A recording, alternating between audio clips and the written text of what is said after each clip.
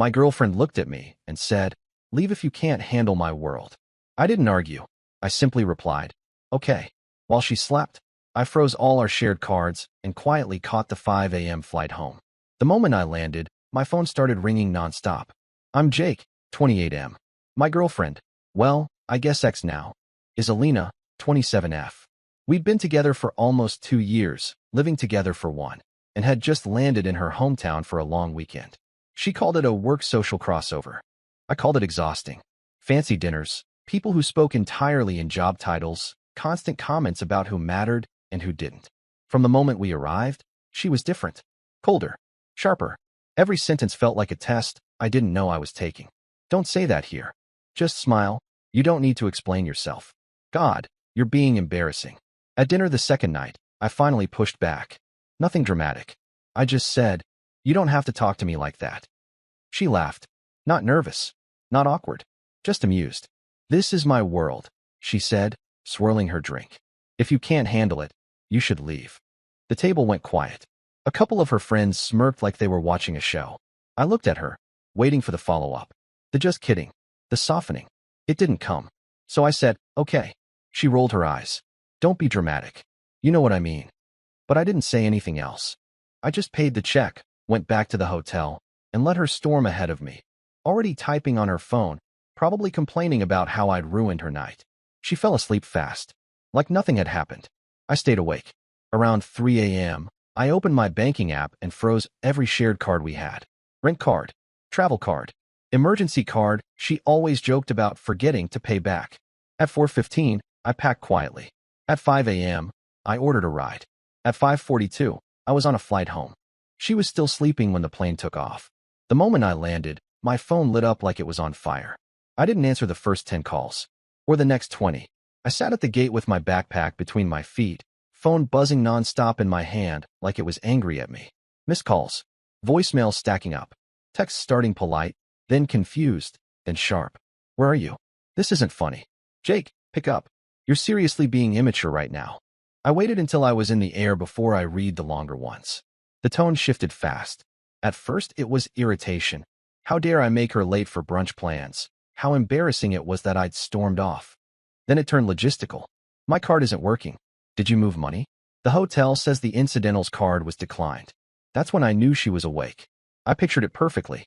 Alina in that white hotel robe, hair messy but still somehow styled, standing at the front desk with that tight smile she used when things weren't going her way. Laughing it off. Making a joke. Expecting the problem to bend. It didn't. By the time we landed, the messages had turned frantic. "Why would you freeze the cards? This is not okay. Answer me now." I finally picked up one call, not to talk, just to hear her. "Are you out of your mind?" she snapped the second I said hello. "No hello. No concern. Just anger. The card is frozen, Jake. Fix it." "I'm home," I said. There was a pause. A real one this time. "What do you mean home?" she asked. "I took you at your word," I replied. "You said leave if I couldn't handle your world." Her voice dropped into that icy calm she used when she was furious. "You don't get to decide that in the middle of my trip." "I didn't," I said. "You did." She laughed, sharp and disbelieving. "You think this is you standing up for yourself? You just abandoned me." "No," I said quietly. I exited. That's when she started yelling. About flights. About embarrassment. About how she had meetings and plans and people waiting on her. Not once did she ask why I left. Just how it inconvenienced her. I hung up when she started calling me selfish. A minute later, my phone buzzed again. This time it wasn't a call. It was a photo. A screenshot of her banking app. 0 access. 0 funds. Under it, one line of text. "You better fix this before you ruin everything." I stared at the message, then put my phone face down. For the first time in months, the silence felt like relief. By the time I got home, my phone battery was at 12% and my nerves were steady in a way that felt unfamiliar. I dropped my bag by the door, sat on my couch, and finally listened to one of her voicemails. "Jake, this is not funny," she said, voice tight and clipped. "I have plans. You don't get to just disappear and sabotage me because you had a bad night." Sabotage. Not hurt. Not confused. Sabotage. I plugged my phone in and watched the messages roll in like a live feed. "The hotel needs a card to keep my room. My Uber got declined. I'm literally stuck." Then, about 20 minutes later, a different tone. "Okay, let's calm down. We can talk when you fix this." I didn't mean it like that. That one almost made me laugh. I texted back, short and simple. You told me to leave. I did. 3 dots appeared immediately. You're twisting my words. You know how I talk. Everyone was drinking. There it was, the rewrite. I didn't respond. Instead, I logged into our shared account and separated everything. My money back where it belonged. Automatic payments canceled. Streaming services switched to my email. The little conveniences she never noticed because they always just worked. 10 minutes later, she called again. I answered this time. Are you seriously doing this right now? She demanded. I'm at the front desk and they're asking questions. I'm sure you'll figure it out, I said. Her voice sharpened. I shouldn't have to figure it out. You're my boyfriend. I paused. Were. You made that pretty clear. She scoffed. You're acting like I kicked you out. I was just being honest. Honest doesn't mean careless, I replied. And it doesn't mean I have to stay. Silence. Then, quieter, more dangerous. You're going to regret this. That was the moment something finally snapped into place for me. Maybe, I said. But not today. She hung up on me. 5 minutes later, I got a notification. She'd tagged me in an Instagram story. Some vague quote about men who can't keep up and knowing your worth. I stared at it for a second, then muted her. She thought this was about control. She hadn't realized yet that I'd already let go. I thought muting her would slow things down. It didn't. By noon, her friends started reaching out. Not asking what happened, telling me what I'd done. Apparently, I was emotionally unstable, insecure, and pulling a power move because I couldn't keep up. Funny how quickly the story gets written when one person controls the narrative. One message stuck out. She's stranded. This is cruel. You always knew how important this trip was to her. Always knew. That phrase again. As if knowing meant agreeing to be treated like an accessory. Alina called again around 1 p.m. I almost didn't answer, but curiosity got the better of me. Her voice was different this time. Controlled. Careful. Okay, she said. Let's reset. You made your point. I wasn't making a point, I replied. I was listening. She exhaled sharply. You're being dramatic. You know I didn't mean leave literally. That's the problem, I said. You say things you don't mean and expect people to just absorb it. She paused, then switched tactics. I'm embarrassed, Jake. People are asking why you're not here. I waited. Well, she snapped. Aren't you going to apologize? No. Her breath hitched. So what? You're just done? I looked around my apartment. Quiet, familiar, suddenly peaceful. I think I've been done longer than I realized. That set her off. You think you're better than me now? She spat. You think running home makes you strong? No, I said calmly. It just makes me not miserable. She laughed bitterly. You'll come crawling back. You always do. That confidence, the certainty that I'd fold, told me everything I needed to know about how she saw me. I'm not freezing the cards forever, I added. I'm closing shared access. You'll need to handle your own expenses. There it was. Panic, bleeding through the anger. You can't do that, she said. I didn't plan for this. I know, I replied. I always did. She went quiet. Not angry. Not sarcastic. Afraid. I need you right now, she said softly. For the first time, I didn't feel pulled by it. I needed you to not treat me like an inconvenience, I said. We're even. She hung up without another word. 5 minutes later, the call started again. I didn't answer. Somewhere between takeoff and landing, I'd finally left her world. She just hadn't caught up yet. The silence didn't last. Around mid-afternoon, she stopped calling and started thinking. That's when the messages got longer and meaner. You know everyone thinks this is unhinged, right? My friends are asking if you're having some kind of breakdown. You really showed your true colors. I read them all without replying. It was strange how predictable it felt. When anger didn't work, she went for shame. When shame didn't work, she reached for authority. Everyone thinks, people are saying. Around 4 p.m., she finally admitted the real problem.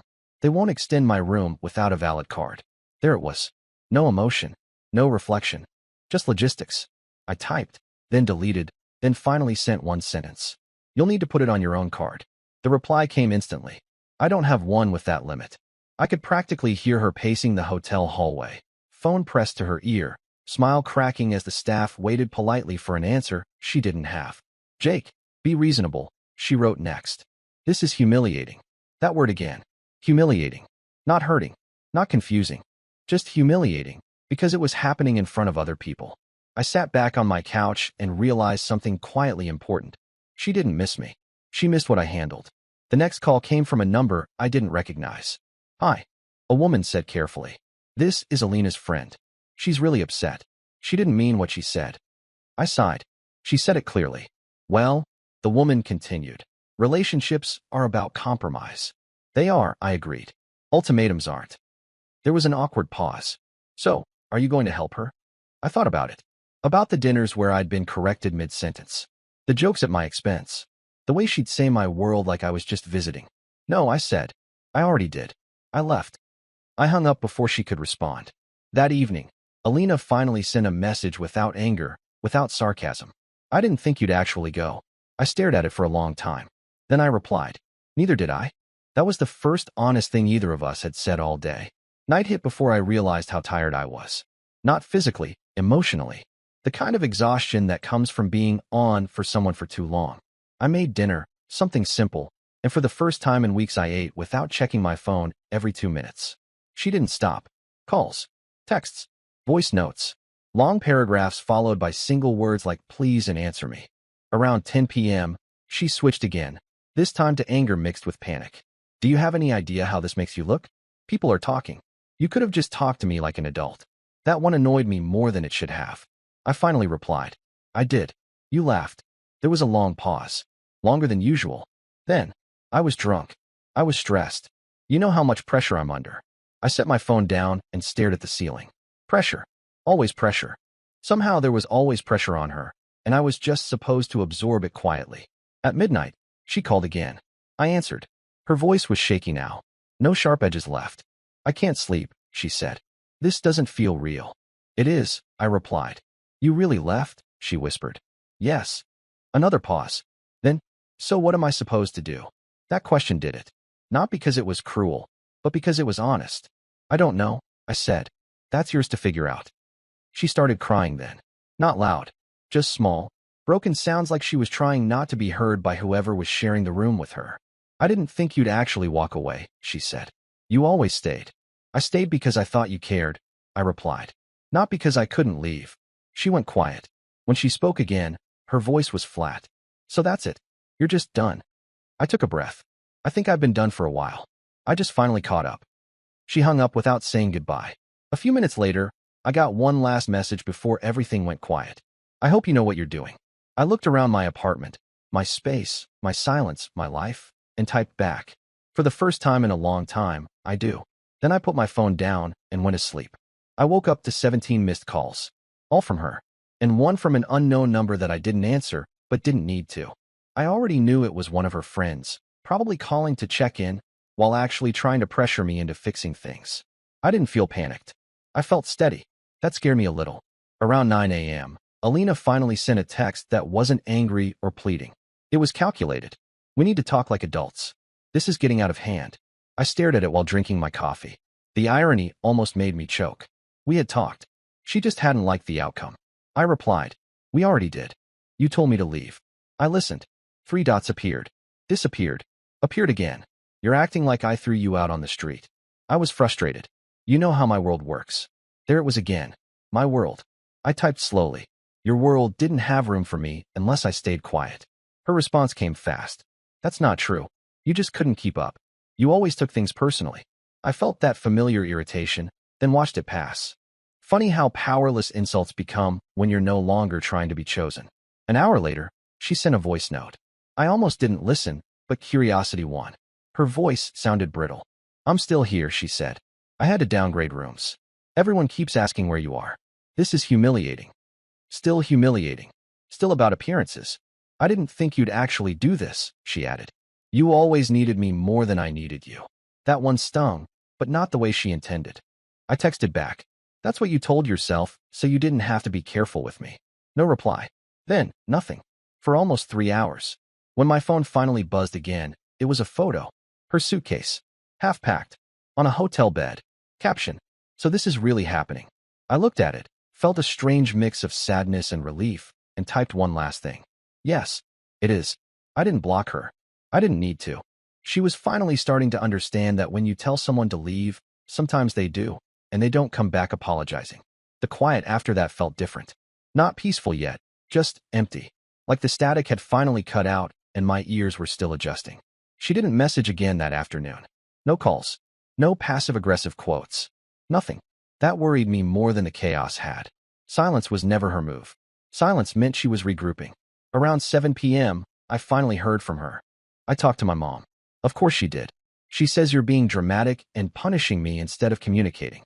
I stared at the screen, feeling that familiar pull to explain myself, to justify, to smooth things over. I let it pass. Then another message. But she also asked why I told you to leave if I didn't mean it. That one made me sit up. I didn't have an answer, she added. I imagined her pacing that hotel room, replaying the dinner, the words, the tone she'd used because she was used to getting away with it. Used to me swallowing things so she didn't have to. She called a few minutes later. I answered. I didn't think it would go this far, she said quietly. It didn't, I replied. It just went where you pointed it. She sighed. I was angry. You embarrassed me. I almost laughed. By existing? You know what I mean, she snapped, then caught herself. I mean, you don't always fit. There it was. The truth she'd been circling for months. I never asked to fit into your world, I said. I asked to be respected in it. She was quiet for a long time. So what now? She asked finally. I thought about it. About how calm I felt. About how I hadn't once wished I were back there, fixing things. Now you finish your trip, I said. And I stay home. That's it, she asked. Yes. Her voice dropped to a whisper. You're really not coming back. No, I said. I already did what you told me to. She didn't argue this time. She just said, okay. And for the first time, it sounded like she actually understood what that word meant. The next morning felt unreal. No alarms going off early, so I could match her schedule. No checking my phone first thing to see if I'd already messed something up overnight. Just quiet. Sunlight through my blinds. Coffee that I drank slowly instead of between apologies. She didn't contact me until almost noon. When she did, it wasn't a call. It was a long message. The kind that's clearly been typed, deleted, rewritten, then sent anyway. I'm coming home tomorrow, she wrote. We need to figure out logistics. I don't know what you're expecting, but I can't just pretend this never happened. That last line almost impressed me. Almost. I replied a few minutes later. You'll need to make other arrangements. I'm not pretending either. Her response came fast. So I'm just not welcome in my own apartment now. I read that twice. My apartment, she'd said for months. Funny how it was suddenly ours again. The lease is in my name, I typed. You know that. She didn't answer right away. When she did, it was a voice note. You're really doing this, she said, disbelief creeping back in. After everything we've been through, you're just erasing me. I'm not erasing you, I said when I called her back. I'm separating from you. That's the same thing, she snapped. It's not, I replied. Erasing is pretending nothing happened. I remember everything. She went quiet, then softer. I didn't think you'd actually choose yourself. Neither did I. I didn't plan to, I said. I just got tired of choosing you when you never chose me. She sighed, long and shaky. So what, you're done. I looked around my apartment again, my place, my rules, my peace, and felt something settle. Yes, I said. I am. She didn't argue this time. She just said, okay, I'll pack my things when I get back. After we hung up, I sat there for a while, letting it sink in. I hadn't left angry. I hadn't left to teach her a lesson. I left because she told me to, and for the first time, I believed her. She came back 2 days later.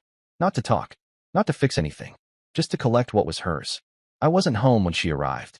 That was intentional. I'd left a note on the counter with a time window and instructions. Boxes by the door. Closet cleared on my side. No confrontation, no audience. She texted once while she was there. This feels unreal. I read it an hour later and didn't reply. When I got back that evening, the apartment felt different. Lighter. Her things were gone. Shoes, makeup, the framed photos from trips she'd always said were for the aesthetic. Even the couch pillows she'd insisted on buying were missing. Good. The last thing she left behind was a key on the counter. That night, she sent one final message. I didn't think telling you to leave would actually make you go. I thought you'd fight. I stared at the screen for a long time before typing. I fought by staying for a year longer than I should have. 3 dots appeared, disappeared, appeared again, then nothing. No more calls. No more stories. No more friends reaching out on her behalf. The noise finally stopped. A week later, someone asked me if I regretted it. If I wished I'd handled it more gently. Here's the truth. I didn't leave to hurt her. I left because the moment someone tells you to leave, they're telling you exactly how much space you have in their life. She thought her world was something I was lucky to be allowed into. Turns out, I was the one holding the door open the whole time. When I finally stepped out, it didn't collapse. It just kept going, without her voice in my head telling me I didn't belong. And for the first time since I met her, I didn't feel like I was visiting someone else's life. I was back in my own.